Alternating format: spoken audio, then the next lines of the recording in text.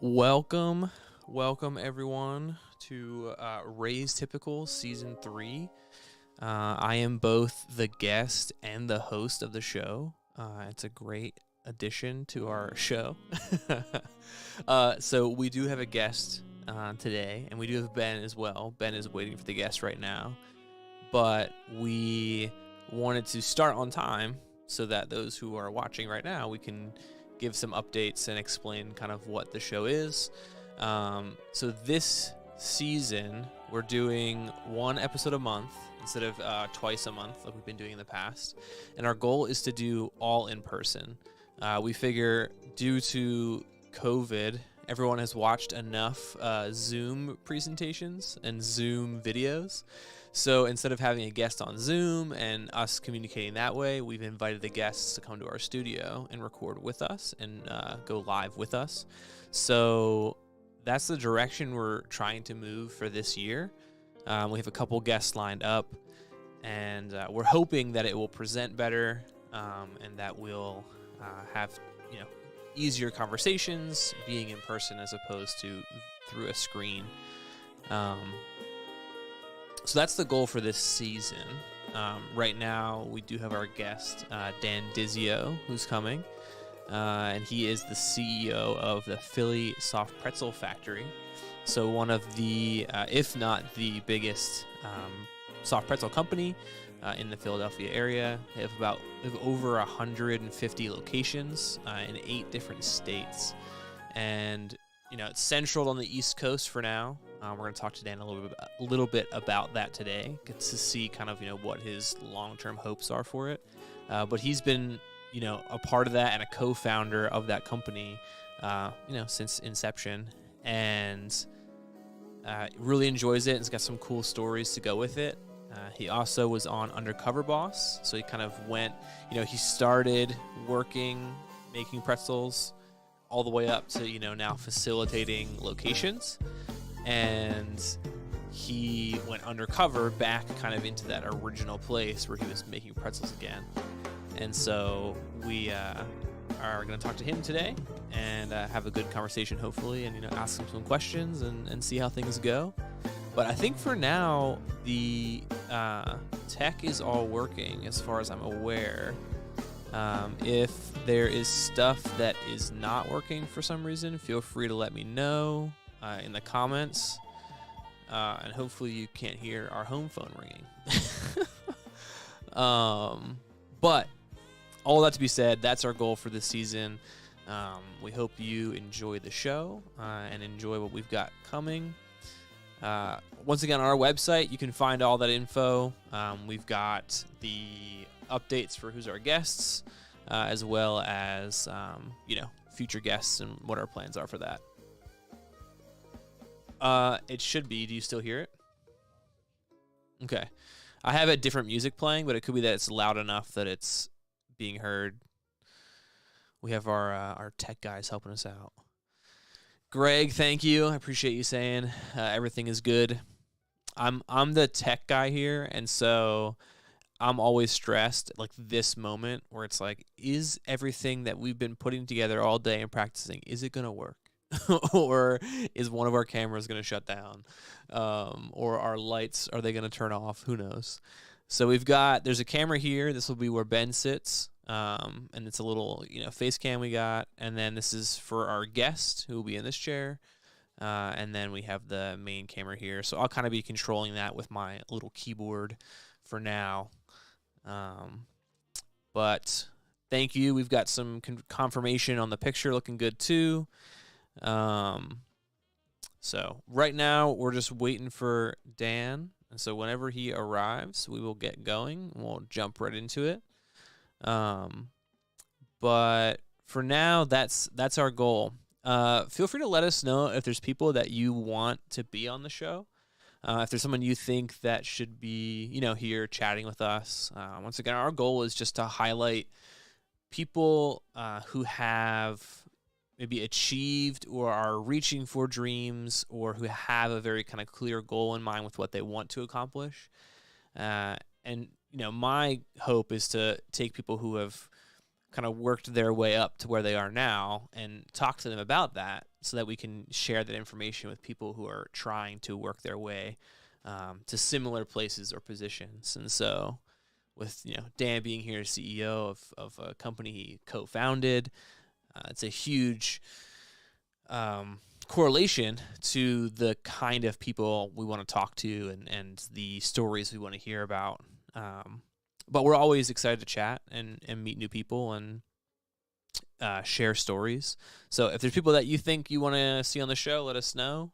Feel free to send us a comment during the show or post on the videos.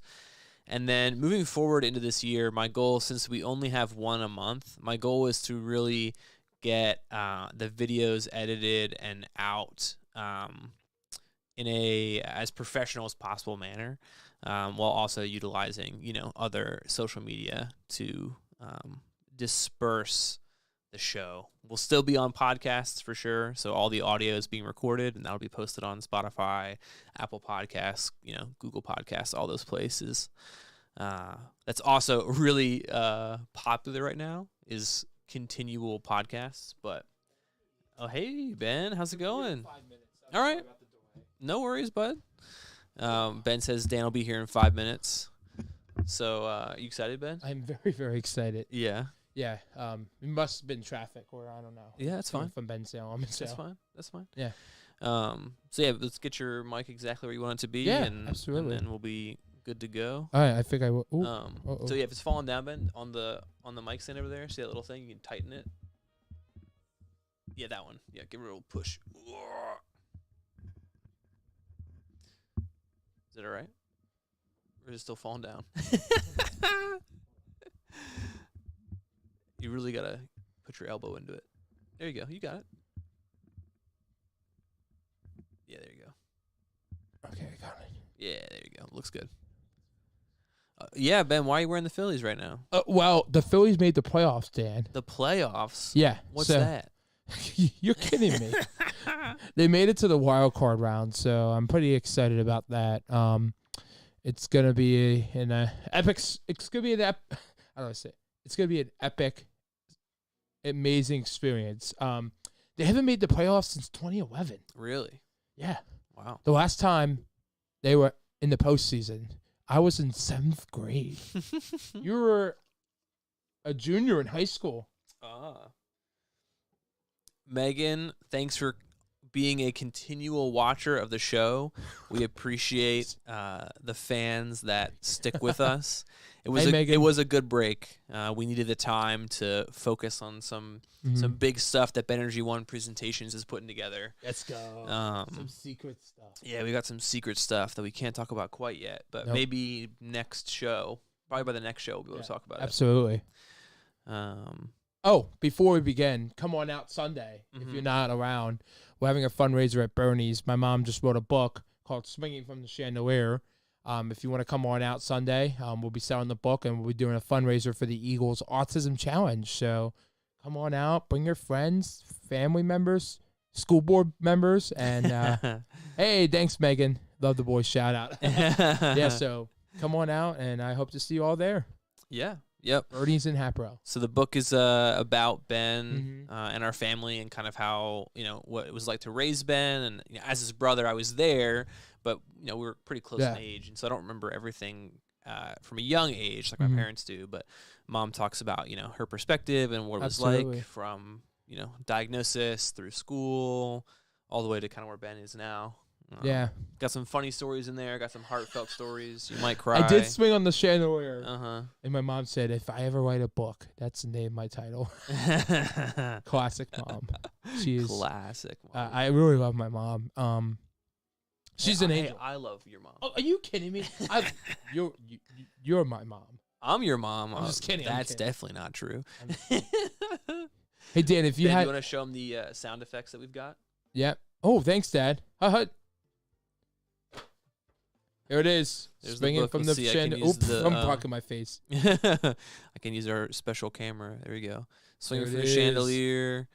That's the book right there. You can get it on benergy1.com. Only on Benergy One. Oh, I love you both, Mom said. We could display that right there. Yeah, we can. We can put it right here. A little. You know what I'm excited for? See if that'll stand up the rest of the show or not. It's probably gonna stand up. It's probably. You think so? Yeah. So we have a little, like our mic system has a setup, and we've got some buttons on there. Yeah. And so Ben and I got some sounds on there. Absolutely. Do you want to play one of the sounds, Yeah. Ben? I think one of the sounds I really love is this.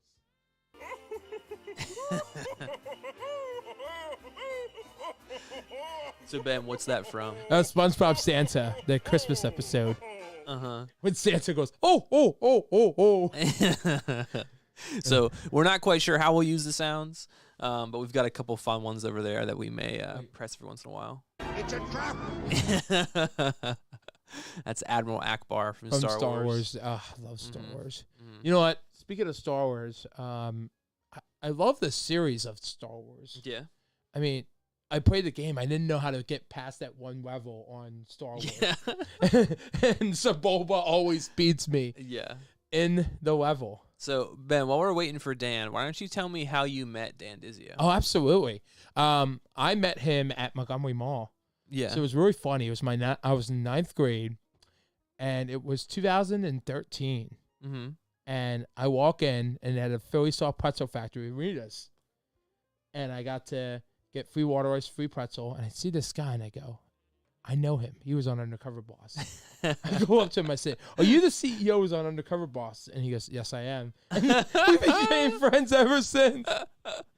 That's amazing. It was legit him. He gave me his business card, and we just became friends, and we've done a lot of stuff together. He invited me for my 16th birthday to Twist Pretzels. So Yeah. it's been a really crazy ride.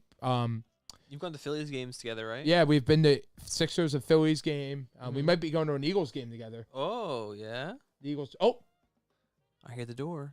Could be him. Oh. But that's a cool story, Ben. I remember you coming home and telling me that you just walked up and said hi to him. and you were like, what? But that's pretty classic. If you know Ben, you know that that's kind of just how he behaves. If you, if he doesn't know you, he'll just walk up and start talking to you. What do you do for work? That's what I say to everybody. He does say, what do you do for work? So he asks everybody. I met a guy who does garbage man, and I said, thank you for what you do. You know, you remind me, if it's a CEO or garbage man, I treat everybody the same. Yeah, it's true. It's Yeah. very true. Yeah. It's important, too, because I Absolutely. feel like our world is really built around kind of what you do for work. And, Yeah. and Yeah. Ben asks, what do you do for work? But regardless of what you tell him, his reaction will be the same, and he'll desire to show you that you and what you do are important. Yeah. Whereas I feel like sometimes in our world we assign importance based on career. So whatever you're doing, that person's more important versus this person. So it's important that you treat people that way. Is Ben, is he here? Yeah, I think he is. I think you're right. I hear him. I hear him too. Should be good to go. This is gonna be fun. I'm very excited. Speaking of Dan Dizio, Oh yeah, we got the whole setup. I hear him. Dan, welcome to our studio. welcome. Have a seat. No, you're fine. No. I came all the way from Jersey. So Not a to see problem. you. Thank you for Welcome. coming. How you doing, guys? Good to Good, see you. Good to good. see you. Yo, what's up, my man? Yeah. That's Michael. There you Michael, good go. to see you. There you go. Yeah. Yeah. Just pull the mic towards you, and then you should be good to go. Yeah, That's all you need. Well, thanks for having me, guys. Yeah. Welcome yeah, to our once house. again. Welcome to our studio. Our setup. It's the Nice, whole man. shindig. We've Yeah. got it figured out. Yeah. But we just kind of gave everyone the rundown of what this season's going to look like, and so we'll just jump into it. Yeah. Sound good? Yeah, let's go. Ben just told the story of how he met you. Yeah. Just walking up to a total stranger. Ben. Yep. Yeah, Yes. Ben. Yep. Yes. Opens doors up. Uh-huh. As always. Yeah. Uh-huh. Helped us even open the door with the Eagles now. and, Yeah. It's crazy. yeah, it's awesome what he does. Yeah. Everybody needs a little Ben. It's so true. It's so true. Just the lack of, I think, social anxiety. Like that's really what works for Ben. Because I think a lot of people they shut themselves down. Yeah. So they could have a situation like Ben where they'll talk to a stranger and it could be their new best friend, but they talk themselves out of it because they're like, maybe I shouldn't. I'm not gonna do that. Yeah, funny story about it. So I don't know if Ben even remembers this. So a couple years ago, when Ben was working at Giant, when he was working at Supermarket, he wanted to get us in there. And Yeah. Ben's always been an advocate for I Philly remember Pretzel, that. best fan ever. Yeah. And he actually went and said, "Listen, I want to get you in here. You got to have Philly Pretzel Factory in Giant." I love it. I love it. So he said, "I'm going to set this meeting up," and he goes, "I'm going to have everybody there." And I said, "Okay." So we're setting the meeting up, and the CEO, he wanted the CEO to be in the meeting, and the CEO, when we had the meeting, he wasn't on the meeting. And it turns out his administrative assistant was on there. There were some other CFOs. Yeah, sure. There were some big wigs there. And so it's like 11 o'clock in the morning, and Ben's like right into it, talking to her. And he says, "Listen, I need the decision maker here. I need the CEO here." And she goes, "Well, I can make a lot of decisions." She goes, "Listen, I think we need to reschedule this meeting." And it was already planned out, and that's how you open doors up. And and then we got the pretzel. The pretzels were still in Jai. I walked in today, and they're still in there. There you go. He got us in there, and I love it. And then we went and had a grand opening there, and I thought it was just a small thing because we were just putting a stand out. He had everybody there, every chamber of commerce, political people there, politicians were there. Stevens was there. My fourth grade teacher, Mrs. Green, was there. Tommy was there. Dad was there. My manager dressed as the Easter Bunny. Yeah, it was great. Dang, it was great. Everyone was there. Yeah, that's amazing. It was. And Ben said that the link is doing really well too. The stand and the link's doing well. Really, really good. Yeah, so, I mean, it's exciting for us. For me, even going from selling pretzels on the street corner, history a little bit, and to think that we have a bakery where we're baking pretzels in Lincoln Financial Field for the Eagles and partner. With the Eagles now. It's amazing. Really Ben put all that together. Sincerely, he pushed for us to get in there. I love it. He was I'm so excited. Look, they say, a good product is easy to sell. And I think that's key for you guys, I appreciate that. That means a lot. Yeah. Well, listen, it's been a good product for a long time. They didn't come knocking. Hey. We had to wait till Ben got it. Hey, that's true. That's true. Oh, okay. Yeah, I can fix that. No, but honestly, speaking of the Eagles, I mean, I've talked to them every time I go by. I go, "Hey, how you guys doing?" They go, "Oh, yeah, we're doing great." And I say, "You know the CEO?" I said, "Yeah, I know Dan Dizio." and everybody's like, "I like being here." And then Ben Salem, I said, "That's great. They like being there with the fans." Yeah, employees-wise. We were worried about getting employees down there. But I guess, to be in the environment, even though they're not watching the game necessarily, but they're hearing the crowd roar. It's exciting for them, so it's been great so far. It's only been 2 games, a couple Temple games. That's the benefit of being in the link too. You get the Temple games already, and the Army Navy, and I know there's a couple concerts coming. So next year, they got some big ones coming. I'm not supposed to mention who they are, but Ben can if he wants to. I mean, they're already out. Frank already posted them. Okay. Throwing Frank under the bus. I'm sorry, Frank. I should. But you actually, Dan, you brought up a great point. Our first question was really about the start for you, because I know, I'm sure you told it a million times, right? But the story is so interesting that you were selling pretzels on the street corner, and then how did it morph from that to the start of what it was? Yeah, it wasn't. So the beginning was my neighbor owned a pretzel bakery. Yeah. So that's how it all began. My next door neighbor owned Kensington Soft Pretzel Bakery. What? Okay. And one day he got stuck with some pretzels, 1,000 pretzels. I'm 51 now, so I'm 11, so it's 40 years ago. And he basically said, "How about I'm going to throw these pretzels out because I got stuck with them. How about I set you up on the street corner and whatever we sell, we'll split." Yeah. And I was like, "I'm in." 11 years old, make a couple of hours. Great. And he said, "Okay." He goes, "First, I guess I have to ask your mom if it's okay." Yeah, sure. And for some reason, my mom said it would be okay to stand on Roosevelt Boulevard and Ron Street, which is like, not everybody knows, but it's one of the most dangerous highways out there. Right. It's crazy. And sold it was $5 for an hour back then. I brought in 200 hours, so I got 100. He got 100, and so at the time my allowance was $3 a week. So this was like 9 months worth of allowance in one day. So this was like a gold rush. And the one part of the deal with the guy I worked for was I had to keep all the $1 bills. He get to keep all the high bills. Okay. So I kept the ones. So basically I had 100 ones wrapped up. And next thing I know, I got the next day I said, how about you make extra pretzels and I'll sell them? So he goes, okay, I'll make extras and bring them home.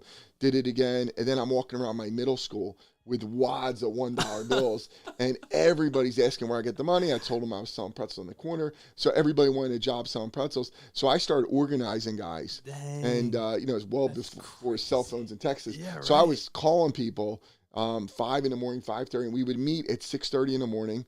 Old Krispy Kreme building.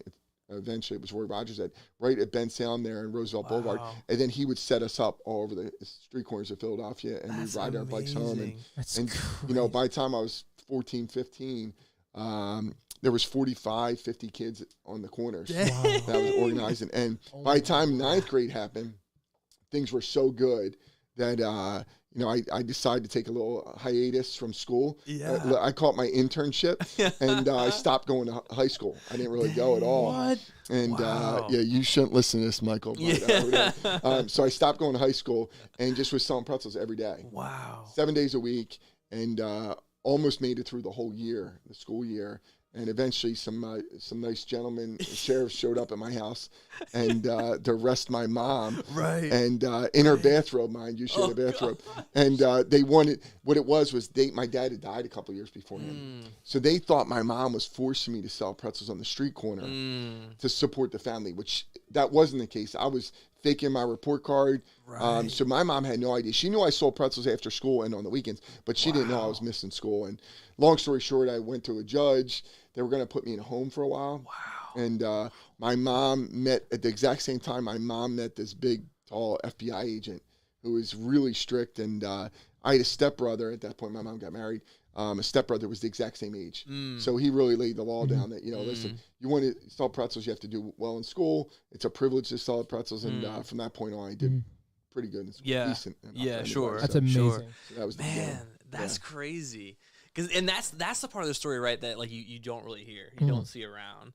And what I think is so cool about that is you had that passion for it, and that didn't really go away, right? Because like that ended up coming back later. Yeah. Well, you know what? Even back then, I remember it wasn't even about the money, which I always tell young entrepreneurs. Everybody thinks entrepreneur and being rich, right? There's a correlation there. Really good entrepreneurs aren't doing it to become rich. And I'm not just saying that. And I'm saying it was like collecting. I couldn't wait till at night. I used to make sure all my $1 bills were wrapped the same way. The bills that facing the president's facing the same direction. And I had this old ratchet set that I took all the tools out, and I would do it like almost like a makeshift safe.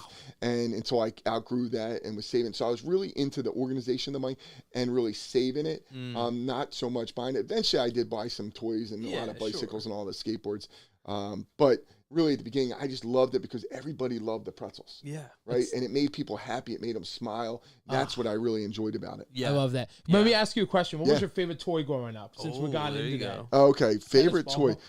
Give me an age. Like, tell me an age. Yeah. Like when you were a kid, like selling your first pretzel when you were 11. Okay. I mean, right when I turned 11, bikes were really, really popular. And I got a Hutch BMX bike.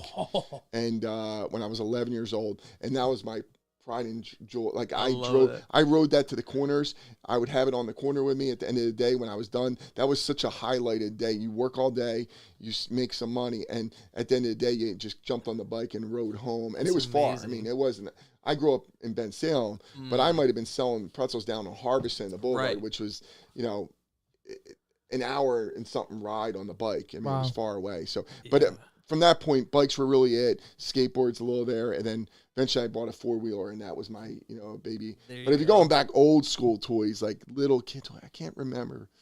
You know what? I guess I was really into, remember, you guys might not, I'm so much older than you guys, dominoes, the domino sets where you would set up like thousands of dominoes and hit them, work on it all day. And that was sort of one thing I really remember enjoying as a kid. Yeah. What if they made domino pretzels? What kind? You made a creative pretzel for your 16th birthday, right? Yeah. What did you make? They made Len made a happy birthday band when I was turning 16. Yeah. It was like a big round pretzel cake. I remember that. So what was your favorite toy? What was yours? Man, gosh, I usually love the Star Wars toys or the GI Joes. Okay. My Uncle Dave really loved the GI Joes growing up. I can think of one from when Ben was a kid. What was it? He had this Blue's Clues God. notepad. And it came with a crayon, and it was supposed to erase. It didn't, right? And he opened that up, and then he had all these other presents. Didn't open any other presents. He just he left with that toy and left all his presents behind. That was young. Do you still have it? I don't know if I do. I don't think you do. Okay. When I was in the attic today, I saw my Rescue Heroes stuff. Yeah. And I saw the castle. I'm like, what the heck is Mom keeping this back there for? Yeah, Mom's holding out hope for grandkids. But yeah. My mom did the same thing. She saved a lot of stuff. And you know what? I'm really happy she did. There was some stuff that I saved, and I was like, why are you saving this? And, as time went on, there was a table set that I had as a little kid that I played like Legos and all. Yeah, sure. Little kid table set. And eventually I got handed down to me, and I gave it. My son's room had it, and he would be playing on it when he was 5, 6 years old. So I remember it vividly, like me being that little and playing with it. It had great memories, and I've saved it, and hopefully one of these guys will hand it down to their kids. There you go. Yeah, the kind of the idea of heirlooms, I think, is kind of lost on us too. I feel like we've kind of got out of that age, especially like I'd say my generation is like the first of the like use and throw away generation, right? It's like the products that we are not, hardwood tables anymore. It's plasterboard, and you toss it when you're done. And once the style changes, it's not longevity; it's more of a style when that thing changes. Absolutely, for sure. Do you want to ask the question number 3? Oh yeah, absolutely. So, what was the process like getting on Undercover Boss? Was it hard? Was it easy? Or how did they pick you? So what happened was I had a PR firm that worked out of Chicago, and they dealt with a lot of big firms, big companies, and they were pitching a story on Checkers burgers. And stuff. Yeah. And so from the way they told the story to me, my PR firm was out there. At the time, Undercover Boss had a requirement. I don't know the number. You had to do $500 million, a large number. They wanted big companies. And we didn't meet those standards at the time. So, but when they were out there pitching Checkers, somebody was late for the meeting. Wow. And so they were like, what else you got? And they go, well, we represent this company. They're someday, maybe down the road, they'll be big enough to be on the show. And they told them the story, what I just told you guys, selling pretzels on the street corner. And they just fell in love with that story. Wow. And they contacted me. They interviewed me. And it flew out like right away. When this stuff happens, like you think it's slow, but it's like that's Tuesday, Wednesday. They got producers on a plane flying out. They meet me on Thursday, and they do just a formal interview. They have cameras set up, but it's more of an interview. And I didn't realize at that time, but all the producers in California are watching it live. Wow. Right? They're watching it, and they go through it. And I tell a story on there, and a bunch of stories. And they said, I said, listen, I've seen the show, and there's 2 seasons already in the books. Yeah. And I said, a lot of the guys cry. And I said, that's not me. I just don't cry, and, just so you're prepared. I don't want to disappoint you, and you have these emotional bosses and cry. So they were like, no problem. And sure enough, I didn't think I did well in the interview. Next thing I know, a week later, like, don't shave, don't cut your hair. We're shooting in a month from now. And we need you to grow all that out.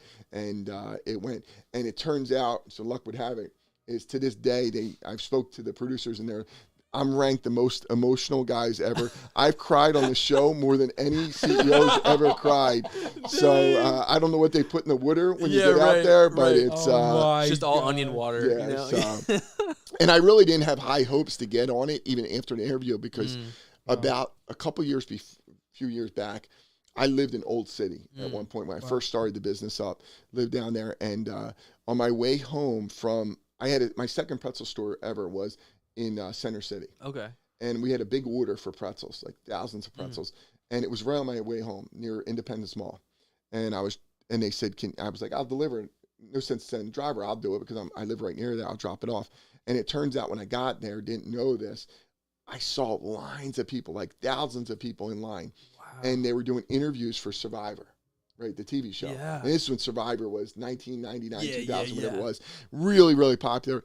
So I'm pulling up, and I'm unloading the pretzels, and I'm bringing them up. And I run into a bunch of college buddies that have slept there for 2 days to get on the show. They're like, we got to get on the show. And I'm just spending time talking to them. Right. And a producer comes up in clipboard. She must do preliminary. Like, she's interviewing people on the way. And she goes, "Oh, the pretzels are awesome. They're still hot." And I was like, "Yeah." And she goes, "You work at the pretzel factory?" And I go, "No, I started up." And I gave her a little taste, like the story I just told you about selling pretzels in the corner. And she's like, she just falls in love with the story, right? Yeah. So then next thing you know, she calls over a bunch of other people, producers, I didn't know at the time, and they're all holding clipboards. And next thing I know, she's like, "Tell the story again," right? So there's like 8 people around me, and I could tell on a likability factor, like where they at. They're every second I'm talking, I could sense like they're so excited. Like I could feel them. Yeah. And all of a sudden they say, "Stop," right then. Tell the story. They go, "Stop." They move me up their front. There's a stage for Survivor. And they got these big casting chairs, and they put me on there, and next thing I know, I got headphones on. And now they got the top level producers for the show. And I could tell they're like, and I didn't really think about it, but Philly guy, I'm in my 20s at the time. Wow. And everything about it just fit what they were looking for, right? There was a good quality. Mm-hmm. So I could tell. And that made me nervous, to be honest with you, because I felt the pressure. So the producer, original girl came up to me. She goes, "Tell the story again," right? Well, I've already told the story twice. Right. And now it feels, I know that's what, never dreamed about being like in that field or anything. Yeah. So like telling the story the third time to the same people in the same way seemed weird. And on top of it, I don't know if you guys ever had headphones on when you did interviews, but there was a 1 second delay, like a half a second delay. What? So I could hear my voice. I hate my voice to begin with, but I could hear my voice and delaying everything I'm saying. And then, so the stress of the pressure of everything. So I'm cracking, right? And I could tell I'm at a 10 when I'm starting, and I'm just going lower and lower. And then eventually they don't let me get through the whole interview. And they pretty much go, "Don't call us, we'll call you." And I never heard from them again. So that was a chance. By the way, I probably would have lasted not even a day on that show because I like to eat, and I would get in trouble if they starved me for 24 hours. Yes. Did you want to go on Survivor one day? Yeah, I watched it so much growing up. And I've always been outdoorsy. Right. And like I've always loved that kind of stuff. And I really thought for a while I want to go on. And I'm the opposite. I couldn't play the game. Like, I'd go on, I'd be the nice guy who's voted off, day one on the show. Because, like, I don't have the heart to, like, play the politics and, whatever. Like, my favorite part of Survivor is, like, when they did that. Yeah. I would watch it a lot as a kid. Or, I never as a kid, through middle school and high school. And there's one episode, I think, where they, like, this weird contraption they're holding on to, and water's like flowing, and it's to win immunity. And Ben saw me watching it, and then he was, I don't know, what were you, probably 6 or 7? Yeah. And he was in the bathtub holding onto the spigot, saying, "Hold on, I have immunity." That's great. So it's crazy, that show, it's been on so long. Mm-hmm. Yeah. And truth is, there's not much if you watch the episode from 2002 and watch the episode from 2020, there's not much has changed on the show, it feels like. And I don't watch it like I did watch it the first few years, but I don't watch it anymore. But when I've seen it come on, it feels like it's the same show. Yeah. Yeah. Yeah. I feel like that's kind of where some of the, longest shows, I feel like, experience, like American Idol, right? That was on for forever. Yeah. And then they went away, and they're like, "Oh, maybe we should come back." But they didn't change the show. It's the same show, Well, it works. The format works. Yeah. That's the one thing I learned on the Undercover Boss. They have a real set format for the show, and it's really much more structured than but it's amazing. They find these stories, right? Because they were like, it asked me like, "What stories and I was like, I don't know any like hardship stories, to be frank with you. And they're like, "No problem." And then next thing you know, they send out a few producers and they visit all these stores, and then they come back with way more than they air. They got tons of stories, really good stories, and they have to pitch them, the individual people, to, I believe it was CBS at the time, and get their approval and say, "We like these." And then they film more. So they only show 4 segments on the show of 4 different people that are affected, but there was actually more film than that. And those people that think they're going to, it kind of stinks for them because they think they're going to be on the show. Yeah, sure. And they don't make the show cut. In fact, it was horrible. You remember the show, if you remember the show Gino, where I walked down the steps? Yes, I remember. Then you put the elevator in there. Yeah. Gino has a sister. I believe she's a twin. She works at the Pretzel Factory. They filmed her as well, but she didn't make they didn't make it. Dang. And personally, it wasn't her that did the problem. And I think they may do this on purpose. It was me. So they used her filming the first 2 days.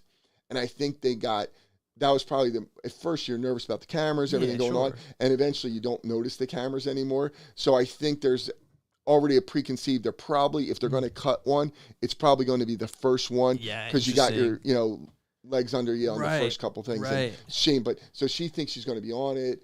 And we'd given her a scholarship and school, and it didn't make the cut. So I felt horrible. And and I didn't know until the night before. And they're like, you got to I was like, you guys are the producers. You tell her. I'm not the guy to be a bad guy, but we had to tell her that she didn't make it. So it was a shame because they were having a big party and her brother was still on the show. Yeah. And he was having a party. So yeah, it's interesting. At least, she still got the scholarship, right? Like that's pretty cool. A huge bonus. Because it'd be one thing, like you film all these bits, it'd be so fake. You film all these bits, and only the people that get on the show actually get the things. The prize. That'd be terrible. That would be rough. Yeah.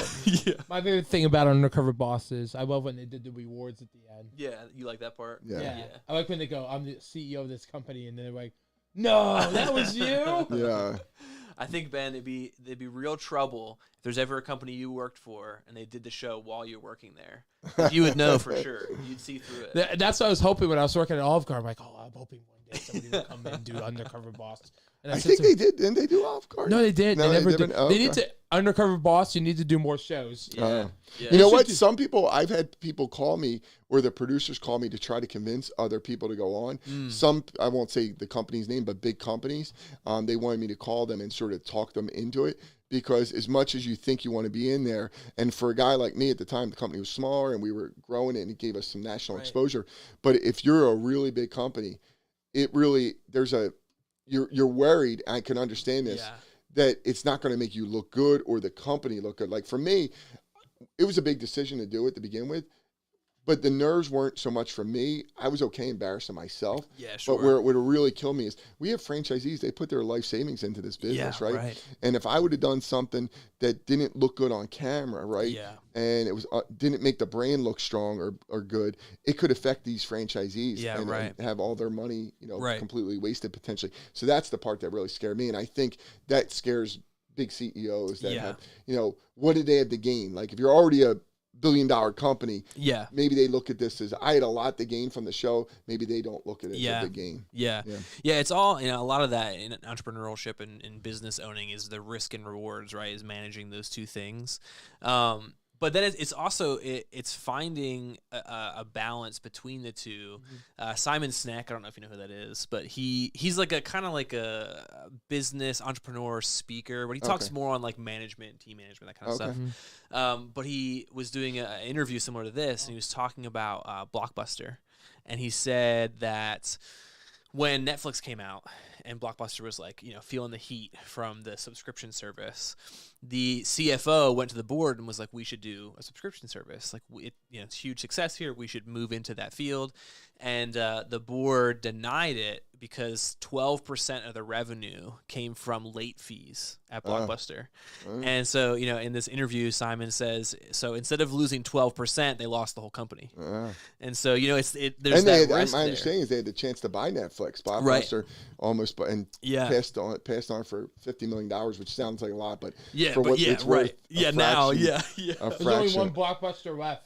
Is there still one? It's in Washington. I think it just closed. I think it was on the news. Closed? Like a couple weeks. I thought I saw something like a month ago. Yeah, some kind of news on it. Yeah. Mr. Brumball taught me that one. He had a Brumball question. That sounds like something he would know. You know what? But it's a good point because we talk about a lot of times internally. Philly Pretzel Factory has changed and pivoted through a lot of things over the years, and we continue. We're making some big changes potentially here in the future. But, a few years ago did you ever watch The Apprentice, the TV show? Yeah. There was a gentleman on there called The Cowboy. He's a well-known, he's a great public speaker. And he talks about, he was once the CFO or CEO of Kodak. Okay. Right? And when he was at Kodak, he said, we made all the mistakes that you can make. And he's the CEO, CFO, telling you he screwed up. And it was great to hear it. And he does this whole thing. But somebody brought the digital camera to Kodak. And they bought it. And guess what they did with it? They put it in a safe. and they said, don't tell anybody about this, right? That was what they did. Because remember, they were selling film. They were selling, remember you used to go to the Kodak, well, you guys are so young, but the Kodak stores you would develop. Yeah. So the paper they were printing on was Kodak paper. The negatives were Kodak, everything. So their whole business model was threatened by this digital camera. And now let's look at it. They could be Apple today, right? Instead of Kodak went out of business, you know, and changed up. And then he tells a story. They eventually got into printers, right, when printers were really popular. And again, he said, we made a huge mistake. We pivoted. Well, we didn't pivot. Hewlett-Packard came out with printers. This is in the 90s before you guys. And we used to, when I went there, Staples, all these stores would sell these Hewlett-Packard printers, and they were like $99, something like that, for like nice printers. Yeah. And Kodak was still trying to sell them for $499, which in 1993 is a lot. Right. And they just thought they wanted to make money on it, where Hewlett-Packard said, we don't care about making money on the printers. We want to make it on the ink. Yeah. And, you know, the ink. And he tells a story that always stick in my head. It might not be accurate now because we had him speak at a expo for us. Sure. But he said, if you filled your car up with, first off, he said ink that goes in a printer back then. I think it's come down a lot since then, but this is about 9 years ago. He said ink was the most expensive liquid on Earth, right? The most expensive. Gosh. You know, if you think about water, penicillin, he had this chart like going up the thing. And he said, if you would have filled your gas tank, an average car, with ink, how much do you think it would cost to fill your gas tank with ink? That's crazy. Man, I don't even know. $200. I'd say $1,000. I don't know. $536,000. Oh, it would be double that, Dan. $500,000. $500,000. You know, this is again 10 years ago when he told the story, but it's crazy. But he said they were smart enough to realize they could make the money on ink. We were trying to make money selling printers. We just missed the boat again, and you know, and you can't just look at things, you know, from a business standpoint. That putting that digital camera away and trying to keep it quiet is not the way to grow. You got to constantly be pivoting and think where they could be today. Yeah. You know? Yeah. No, it's so good. Yeah, I have trouble with math sometimes. So. Yeah. We talk about that. Yeah. Something interesting, Ben, though, that we've talked about recently with Benergy One is the issue for us was recording Ben. So he's got one solid presentation that he does, kills it every time. And we're working on developing 2 or 3, you know, kind of changing it for the needs. But the fear when we started was if people record it, then why bring Brennan? You can just play the video and whatever. But I've gotten on the same vein where it's like we're kind of shooting ourselves in the foot by not letting people record it. Yep. Because when there's no recording, they can't share it. They can't say, hey, look who came. Here's the video, you know, whatever. And so, and with Ben too, you know, the recording of you is great, Ben, but people want you. Like that's what they want. They want the Benergy. They want your excitement. And I feel like that's something like, especially for us, like that's important is to realize like, okay, the thing that we're offering is the presentation, but really, you know, Ben is the person that we're offering. Well, it's like a band, right? You could listen to music all you want in your house and play it over and over again, but you still go and pay a couple $100 to see a concert potentially, to see it and hear them and the uniqueness of that. Yeah, Gary Vee does a great job of talking about trying to be so protective. Yeah. He's not a big trademark guy and copyright guy because he's like, by the time you do that stuff and try to protect it, just if people copy it, you should be flattered, but just run and go. And he's like, I got another million ideas, and that's the way you have to think. And you got another million presentations in you that are going to be more unique, and you're only going to get better. So what they're seeing is just going to help promote it. Yeah. No doubt about it. Yeah. So. Yeah, for sure. How you doing with everything? How's it going, Ben? For Benergy, it's going great. Going to LA this month. Yeah. What are you doing to LA? I'm going to October 18th through the 25th. Yeah, so we have basically with the company, the money right now we're putting in what we call the house fund. Yep. Because I have an idea for special needs housing. Okay. And the direct benefit from a speaking engagement, you know, we don't feel that direct motivation, if you will, because, you know, Ben's used to a paycheck for work. And so we came up with the idea, which was every speaking engagement, Ben gets a certain amount that gets put into a trip fund, and then he can go wherever he wants. So he gets 1 trip a year, he can go wherever he wants. And the idea is, you know, it's really, he can go for fun, but he's going to network. Because he's going to meet people and he's going to talk to you know who he does. Maybe make it on Ellen, you know? Oh, yeah, you know. I'm going to try. Come on, Jimmy Kimmel. And come on, Jennifer Hudson. I know you can hear me. But like he'll go to Six Flags in New Jersey. And I think like 4 or 5 of our schools have come from people he's met at Six Flags. Oh, wow. And so, it'll be the same thing in California. You'll meet someone at Six Flags in California, and they'll fly you back out there, and you'll do something. Well, everybody knows you, Ben. I tell you. So I posted about the Eagles. You might see on my Facebook account. And I just said, you're the reason we got in there. And so many people loved it. But a lot of people said, we love Ben. We saw him. He spoke at my school. Because I'm friends with a lot. East Stroudsburg had a lot of school teachers. Yeah. So there's a lot of teachers that were involved in there. So it was awesome.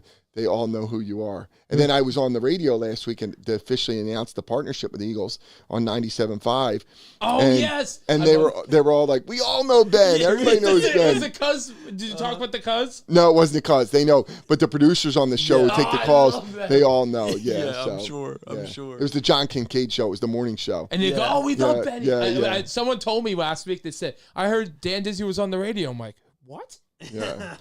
It said Preston and Steve. I'm like, wait, what? And no, we were on Preston Steve, but John Kincaid was the one last Friday, the morning show in there. But they all knew you at the station, 97.5. Yeah. Yeah. It's so funny. It's a good segue though. Speaking of kind of like, future expansion, we're wondering East Coast, right? That's Philly Pretzels really, and on this side of the coast, like, what are your plans in regards to expansion, if anything at all? Yeah, well, we're in 16 states. Yeah. But I mean, it definitely, our sweet spot is New York, Pennsylvania, New Jersey, Delaware, Maryland. That's where the majority of the stores are, and that's where they thrive, right? I mean, that's where we just see it. But we are in other states and we do really well in Pittsburgh. Ohio's doing really, really well. But St. Louis, there's an introduction. We really have to educate the consumer on the product and eating pretzels. Like sometimes they'll see the menu and they'll say 100 pretzels for, whatever, $40 or whatever it is. They're like, who would ever get 100 pretzels? Then you tell them, well, if you're a salesperson or you're bringing them to a PTO, and then they go, oh, it makes perfect sense. But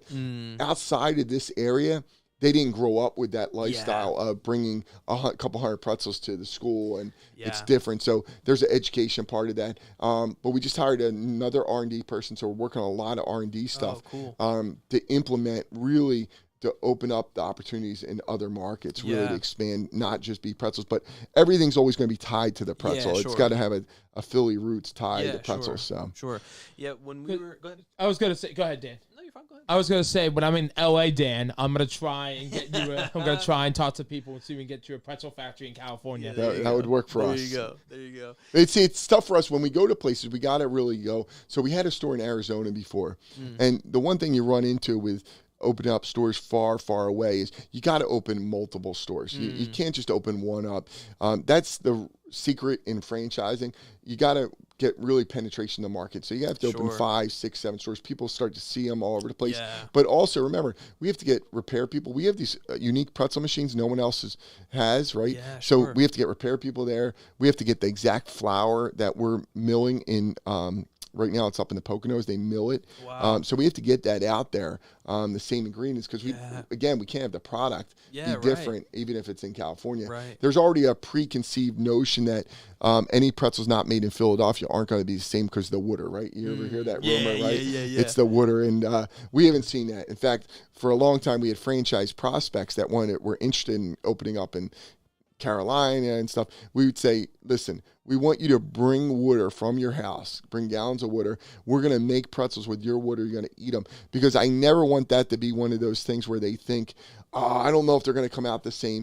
Yeah. It eliminates that right away, where they go, I open up in North Carolina, I know the pretzels are going to come out the same. It's not anything now we got to educate people in North Carolina about when and where to eat pretzels, right? That's the big one. Yeah, what I was going to say was, what's interesting, I always love Philly soft pretzels. Huge fan. I've always been a huge fan.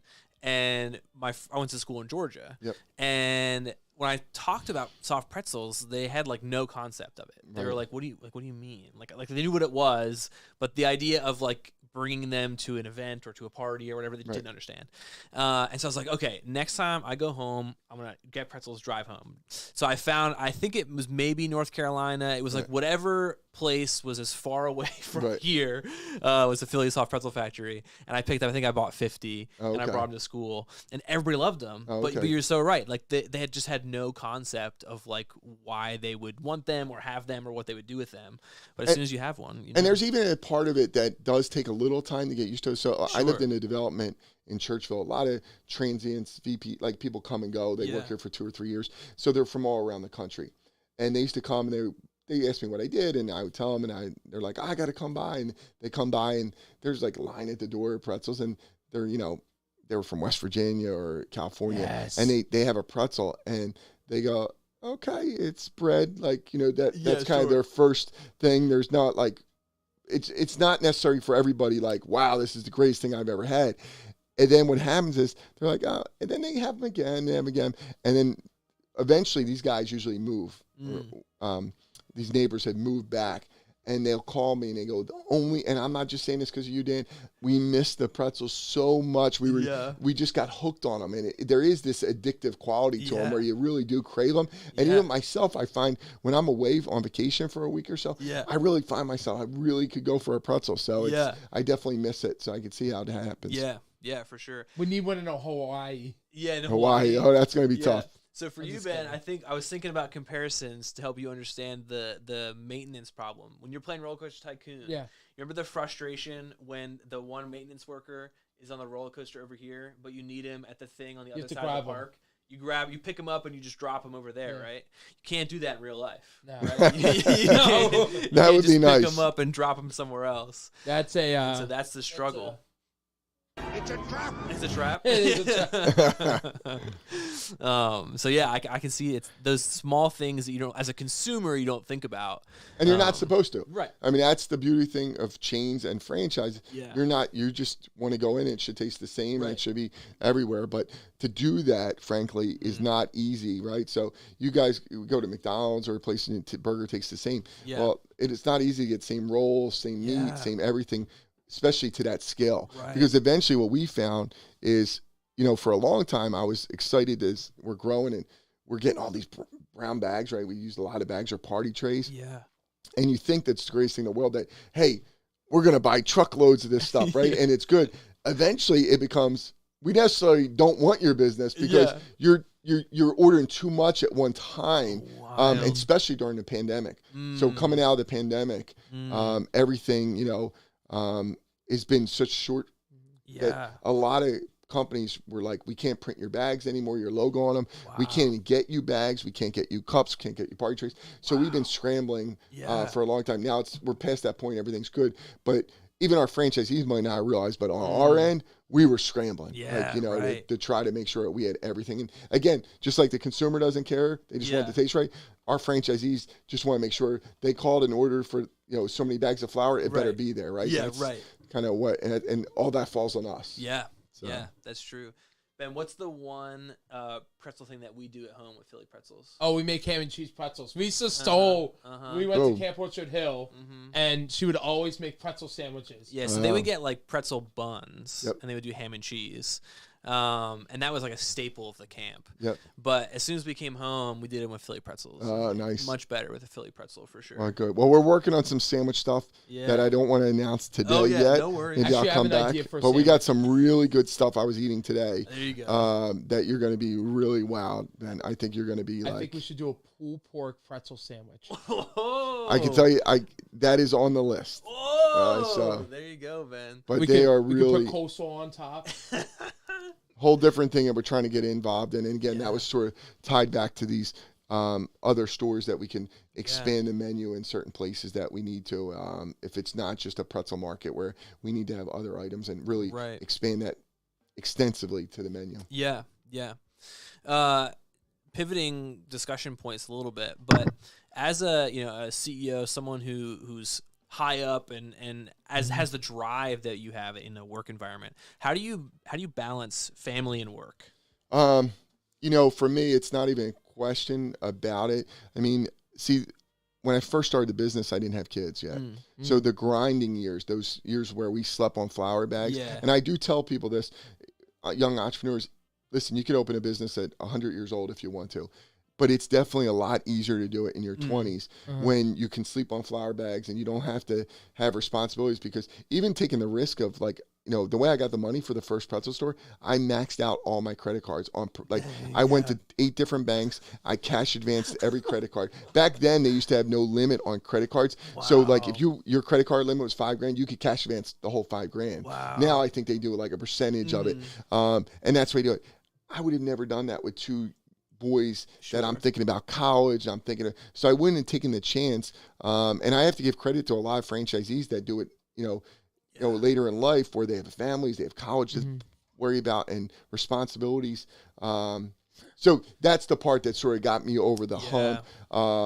And now, even over the years, that the priority is the family. I mean, I make sure the boys are part of it. And, but even in working wise, I think this is for a lot of people. It's not like you work any less than you would. It's just you got to make your hours work and be efficient about it so that, like I plan my day out to make sure it gets started early, what I had to do today, knowing I was doing this tonight and what we had to do. And, my one son's with us here today because we're running around. So that's my younger one. Michael's 11 years old. So, but listen, I'm there at their sporting events. It's a top priority, and family is everything to me. And, the business being successful wouldn't mean that much if I didn't have a family to share it with and be a part of it. Amazing. So, and they work there. I make them work there. They come in the summers. They used to work the registers at the original store for a long period of time. So, and we make sure, that is, to me, fun. And for them, it was fun to be a part of that. So we were spending time together, but work was getting done. I remember dancing in the mascot. Oh, And Chalfont. I should do that again. I would love to do that. Was it in the summer? When were you out there? It was in the summer, fall, but I'd love to do that again. Like go out there and like dance. I should do it at the link. That would be a great idea. That's a good idea. You got to ask for that. If I ask, they're going to say no. Then you get everything done over there. I asked her a few things. They said, don't ask. Let Ben ask for you because then he'll get it done. They love you there. I will talk to the Eagles and see if I can get the mask on. Maybe me and Smooth can dance. Yeah, there you go. How was the game the other day with the rain? You were walking? It was great. Yeah, you told me though you were in a poncho, right? Yeah. You were standing out in the rain. Oh my gosh. And you were in a suite, right? Is that true? Yeah, I was fortunate enough to get a suite. It wasn't planned that way, but I was fortunate enough. I think because of the Eagles partnership, they invited me with some of their sales team and the management team to really get to know, and I wanted to take the opportunity, but I was very happy to be in a suite when that rain was coming down. So I've been in the rain there before in the cold, and it was nice to be in a suite for once. So Chris Long was in the suite with me. Oh my gosh. Did you say hi to him? Yeah. So it was nice. He was nice. He's big, man. He's a big guy. Did you tell him to get a Philly pretzel? Nah, I didn't get into that. I brought him up there, so he probably had one. I brought him to the suite, so hopefully he did. Yeah, Ben had a moment though at the link where I think so. He knows one of the guys. He doesn't own all of Yum Yum Donuts, right? He just owns one of the franchises. Yeah. But I guess he maybe caught wind of the pretzel thing, and he was like, "Ben, can you bring Yum Yum Donuts in to work?" And Ben's like, "Oh, I love Yum Yum Donuts." Like, sure. And he talks to his. You tell us. I talked to the Eagles, and they're like, "Oh, we can't do that because we have a partnership with Dunkin'." Yeah, so they sell Dunkin' coffee. Yeah. Not donuts, but they have like an exclusive Dunkin' partnership. And so Ben had to go back to the donut guy and say, I can't. Sorry, I can't do donuts. You know what you should do for one of the games is maybe for the Sunday night game. It's just a thought. You should bring the pretzel. They have like food trucks that come into the. Yep, they said they might let us do that down in the where you stand in the Pepsi. Yes, that would be area. A great idea for like the Sunday night game. Yeah, they said they're going to see if they could try to get us in there. They only have so many spots, and they wanted to make sure. But I think we're definitely going to be able to get there at some point down there. So. Yeah, that would be great. Pretzel, I can help you bake them right out. Can't eat it though, Ben. I did have one. They said, "Here you go," because I bought them in, Dan. I had to. Yeah, you're right. We used to have that pretzel hot dog eating competition. You would have been a monster in that. Man. That's great. Yeah, so, are you excited about like with the partnership with the Eagles? Are you excited about like using their logo? Like, are you gonna make like a swoop? Eagle pretzel, like, is mine gonna? Yeah, we're doing a lot of that stuff already, like the stuff, but the packaging really is exciting for us because we can use their logo on the packaging with our stuff. If it's the Eagles tailgate box or party tray and stuff like that, there's a ton of opportunities. We're excited about that stuff that's going to happen. It's going to be awesome. because I'm thinking we'll talk about it later, but I don't want to talk about it. Yeah. And when we originally picked our colors, it works out great because our colors, the green and the gray and stuff like that. Part of the reason was the Eagles, which is so iconic. So 25 years ago, when we were looking, we were picking our logo, and they had a blue one and a green one, and we were kind of torn in between. And the two deciding factors that made us go was our first store was in Mayfair, and big Irish community down there. There was a lot of shops like Shamrock, all the shops down there. And we saw that, so we were like, maybe, that. And then we're like, the Eagles are like, it just feels like pretzels feel like football and the Eagles. So that's why we kind of chose it. So it's so ironic that here we are 25 years later and creating a partnership. And we didn't have to change. Like the stand we got, the green worked out perfect. For it is perfect. And I love, every time I go by, I go, get your pretzels here. And everybody's I heard you were on the bus. All my employees were telling me you were on the bus yelling Philly pretzels on the bus. I said, Philly pretzels are the best. And everybody's like, what's a Philly pretzel? I'm like, what? Who was on that bus? A couple of people with heads. I remember bringing 300 pretzels into the link. Yeah. And they had no idea what that is. And they said, those. And I had like security guards come in, like CSC people, and they were taking pretzels. Oh, good. And everybody's like, Ben, what are you going to do? Like, people are taking I'm like, oh no, what should I do? So more security guards came in and just everyone was taking them. That's what happens. We would have got you more, Ben. We would have brought you more that day, though. For sure. Yeah, we'll have to when the truck comes, we'll have to give some to employees sometime again. Yeah, there you go. Yeah. But I think it's an interesting idea, like today, right? We're in the age of information. And so a lot of, I guess, marketing and sales comes down to awareness, right? Because like you hear what's a Philly soft pretzel, which seems crazy to me that you wouldn't know what it is, but so much of it can come down to that, like just awareness. Well, we remind franchisees all the time, if you go around, like a lot of them think that the brand is so strong, and we have a strong brand in Philadelphia and their surrounding areas. But the reality is, people just a couple blocks away might not know that a Philly Pretzel Factory is there, not know about Philly Pretzel Factory, never been to one before. Yeah. We take it for granted. We think everybody's been there, but there's a ton that have never been to a Philly Pretzel Factory. And frankly, from a marketing standpoint, you're always trying to get to those people. But more importantly, you also have to remind the customers that already come to come more often or get there, because people forget. Yeah. I tell a story a few years back. I used to eat the Mayfair Diner every day for lunch. That was across from the Mayfair, my office. I'd go over there, and everybody knew where I was at 12 o'clock. I was eating there. And for whatever reason, I think they were doing something, construction there. It was closed. Something happened. So I had to go somewhere different. And I'm a creature of habit, right? So that was closed. Like, oh, my God, what am I going to eat? So I'm driving down the road, not too far away, maybe a mile away. There was a Boston Market. Right. And I hadn't had Boston Market in 10 years. Right. In fact, it was so long ago, it was Boston Chicken. Wow. That's how long ago it was I hadn't had it. So I had it, and I was like, it was really good. And, it felt healthy to me. There was, vegetables and chicken. And I was like, this is good. So I went the next day. Right. Yeah. Next thing I know, true story, 6 or 7 weeks later, I haven't missed a day at Boston Market. Not one day. Wow. Right. And I don't know what happened, but for some reason, I just didn't go that way one day. Like, I did not go that way. It wasn't on my mind, and boom, never, and wasn't back for years. Never went back for years. So really, if they could have got me back again, right, just one time, whether it was a free meal they offer me free to go there, just to get me in the door again, I probably would have stayed with the habit or started the habit up again. And that's one thing as a franchisor, we got to constantly be marketing, right? Yeah. And you think the story I told you about pretzels, sometimes I say, everybody's heard the story, right? Growing up, 11 years old, selling pretzels on the corner.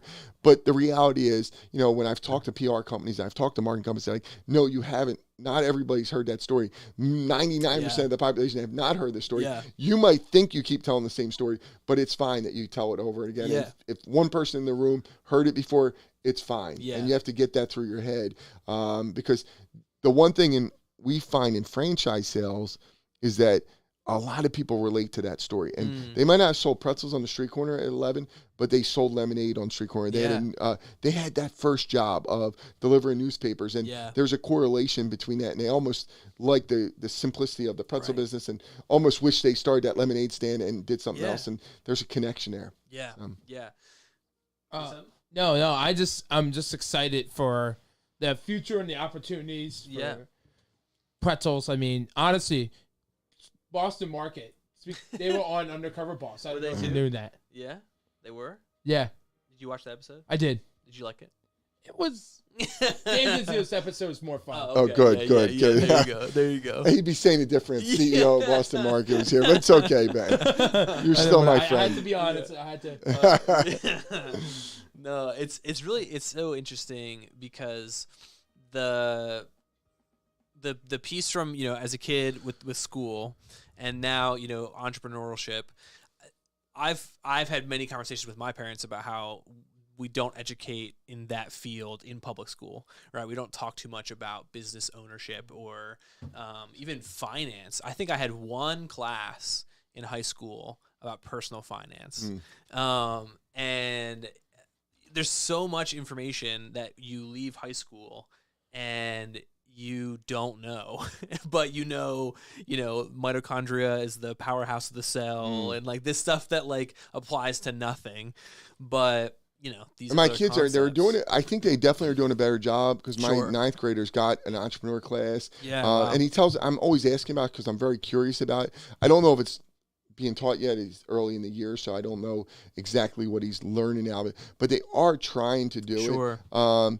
There's also a side of it though, somewhat, I think that the safe bet is sort of school sometimes instills that in not taking the risk. And so at some point you have to take the risk. And listen, if you, to me, it's worth the risk. Like it might not it worked out for us, but us taking that chance to begin with, it was just, for me, I didn't want it any other way.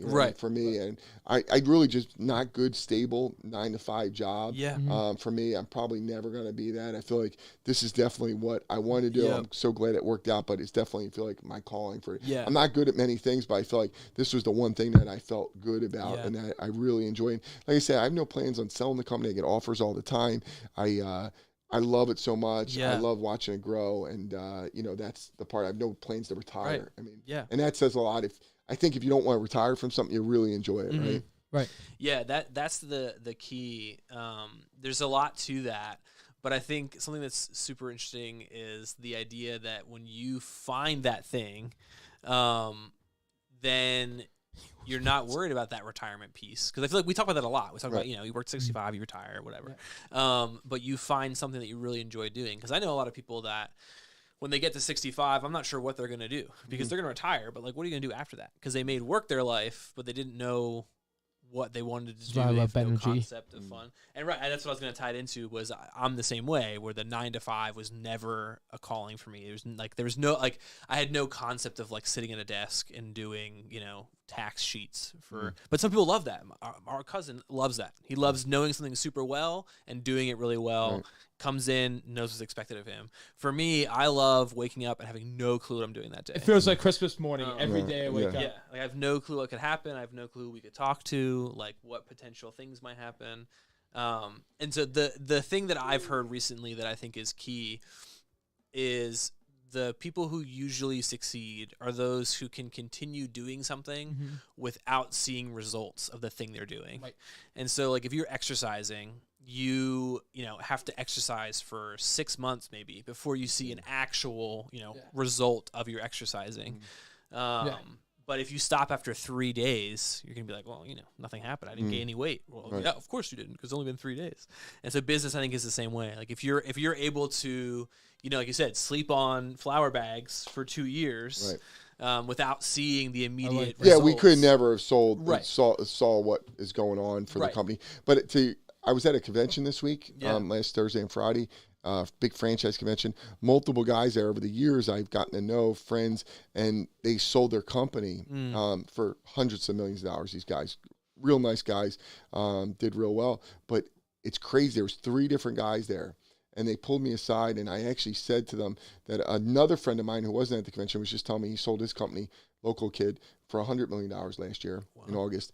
And they almost go through, like, they're having trouble dealing with life. Like they never needed therapy. They never needed that stuff. And they find themselves there, and it's just they didn't realize the business was part of their life and what Yeah. they did. And they didn't do it for money, but the money was so big, and they just Yeah. said, maybe I could take time off. And frankly, as crazy as it is when you get hundreds of millions of dollars, to say you regret it, Yeah. but they almost regretted selling the company. And all of them have started new companies now, small stuff like a coffee shop, Yeah, like sure. something not trying to be Starbucks, Right. just a coffee shop, but have a reason to get up in the morning. Yeah. Something they don't know what's going to happen, what problems are going to happen. Right. They look at those problems again. And you probably heard this before.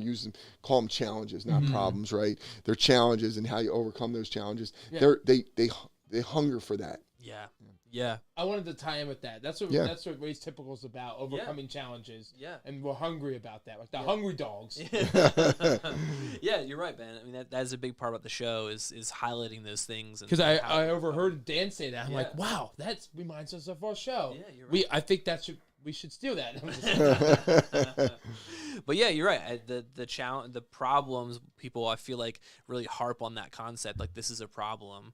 And instead of it being a problem, it's a challenge, because a challenge is something that can be overcome. And everybody wants a challenge. Right. Nobody wants a problem, but Right. everybody wants a challenge. Yeah, Right? Yeah. yeah, it's so true. But yeah, I think that there's another piece there too, the identity piece. I harp a lot on. Ben loves to ask people, "What do you do for work?" I That's do. his question. Every time I go up to a random stranger, I go, I'm Ben. What do you do for work? Yeah. And when he asks, I think it's okay, because Ben responds to everybody the same way. You could say you take garbage. You could be the president of the United States. He's going to say, "Thank you for what you do." Like, he treats everyone the same. In society, I feel like we don't do that. I feel like we ask, we get an answer, and then we respond according to what that answer is.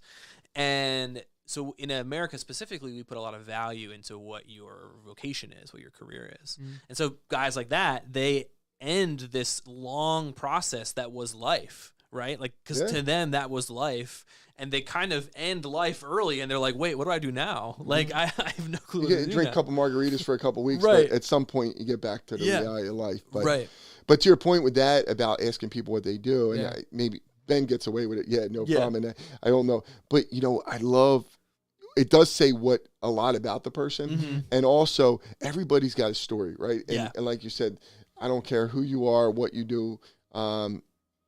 Everybody's got a story. In fact, there used to be, if you ever, you won't remember this, but on the nightly news, I can't remember, CBS, one of those shows, they used to go to a phone booth, right? That's how long ago it was. And the guy would open up the phone book and just go dink for a local person. Wow. And he would go to the address, and they would do a 10-minute segment on them. Wow, right? that's And so cool. You'd say, and the people answer the door, they're like, I don't have a story or anything. And he goes, it's fine. Let me just sit down and talk to you. Yeah. And he would talk about how they raised their kids, and it turns out crazy stuff. They didn't have a story. They were in the Olympics and they won the gold medal for Right, yeah, fencing. yeah. They don't think that everybody has a story. Yeah. And when you bring it together in 10 minutes, it's always unique. So Yeah. I that's a great quality that Ben has to ask about that, because Yeah. it really relates to the story of their life. Yeah. Is what it does. Yeah, you're right. Yeah. I think that's the point that Ben wants to get to too. That's what he cares about, Yeah. is the person themselves. And hoping to get on more TV shows to talk about pretzels. Yeah, yeah. That's been. Has Jimmy Kimmel goal. come? I know you say Jimmy Kimmel. Sometimes you probably should stick with one, Jimmy Fallon or Jimmy Kimmel. You always change it. I know. But I called Jimmy Kimmel and they're like, "Oh, we can't do anything about it. Thank you." And they hung up on me. you got to keep going. I'm gonna keep calling them every day. I'm calling tomorrow. You gotta.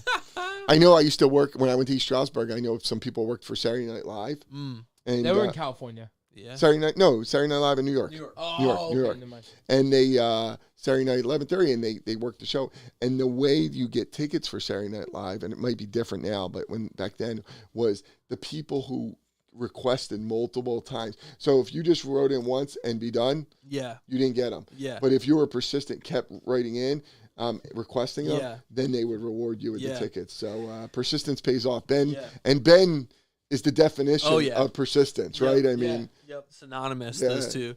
Yeah, and I tell Ben a lot too. The key for Ellen, I feel like he had a lot of people supporting him on that Yeah. process. But really, he was doing fundraising for the Eagles Autism Challenge. And so not only was there the persistence, but he was doing something actively. Because I say all the time, there's a million people who write every day, "Get me on your show." Yep. But if they haven't participated in any way in their community or whatever, or have, like I said, if they don't have a story they're willing to share, Ellen brings them on the show. What are you going to talk about? Right. Like, and so you got to have your story.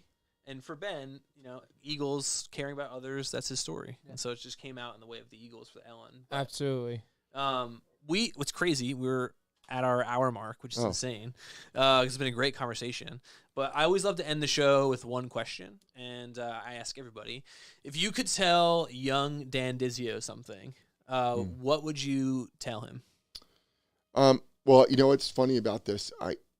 I get, because I know exactly what it is. I gave a commencement speech a couple years ago back in my alma mater at East Stroudsburg University, and gave it. And when I was trying to come up with it, I was trying to picture myself in the audience. Right, I was 24, graduating college, and what it was, and everything to me comes back to one thing, and the big one is fear. Right, and fear, even with success that I've had in the pretzel business, I missed a lot of opportunities because of fear, right?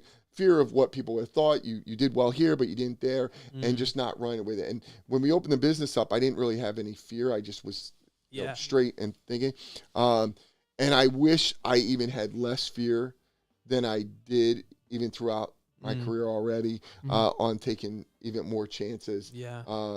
Things would even be, I would say, life is great for me. I got healthy kids and great family, and business is great.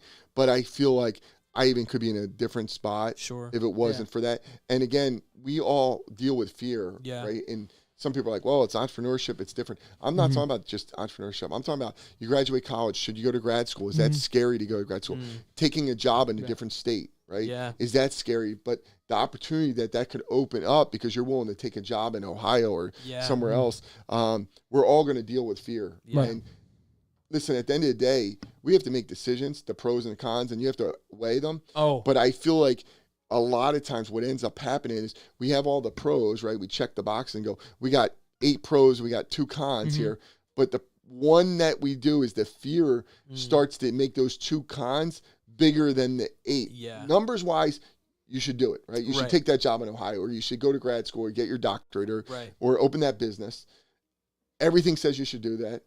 I'm not telling you should still do your due diligence, but don't let fear make the decision, which actually happens often. And still to this day, there's real estate that I missed out on because I was fearful and stuff. And I just think my gut was I should have went with the gut and did it and, evaluate it. I don't want to put myself in a financial burden or make decisions that aren't good for the family. But I think I let fear make the decision, not necessarily real good due diligence. Yeah. Right. Yeah. And to Ben's credit, I look up to you, Ben, because I look at you and you have no fear. Yeah. Right. I mean, I just feel like you just go and you don't worry about it and just have no fear. And that's a quality that most people don't have. And most people, frankly, a lot of people, fear controls everything. Yeah. Public speaking, everything. They're just, fear controls their life, and they never live the fullest life because of that fear. Yeah. And you know what? Something I look up to you about is, like, I wish more CEOs go and have more fear. Now, how do I say it? Not to have fear, to go up and talk to somebody. Yeah. If you're a CEO of a company, I highly recommend going out, making a new friend, and talking to people. Yeah. Go out and help your business. Yeah. Yeah, being in there, being about around. Networking. Yeah. Oh yeah, yeah. And I think the funny story connected to Ben having no fear. We were at a school, and a student asked, "You're afraid to do public speaking. Like, how do you manage that fear?" And Ben said, "I'm not." Next question. That's it. I should have tied it on. Yeah, and that was my fault. Ben, you're honest. No, I was being honest. You don't have any fear when it comes to. I love public speaking. I love. And it's key. I think you're right. There's a lot there. Well, Dan, thank you so much for being here. It was amazing. We loved having you in the studio. Yes. You're our first guest of the season 3. Oh, that's great. Yeah, season 3. Mm-hmm. And then everyone for watching, thank you for sticking with us. Thank you, guys. We'll be on the 1st of November. Yep. Do you want to say who's going to be on? It's going to be Tom Ribby from Philadelphia Toboggan Company, roller coasters. Yep. So we're going to talk to him, and it'll be that's awesome. Any last words before you say... I really an honor to be here, and truly the friendship for you, Ben. It's been, like I said, 9 years, and it's been a great friendship. And thank you. I really value everything you helped. Philly Pretzel Factory helped me, and everybody you touch. Yeah. So thank you. Thank you. Okay. Awesome. Sweet. Thank you so Good night, much. guys. Good night, Good night. guys. Woo! We'll see Have ya. fun. Go Eagles, go Phillies. Hope they win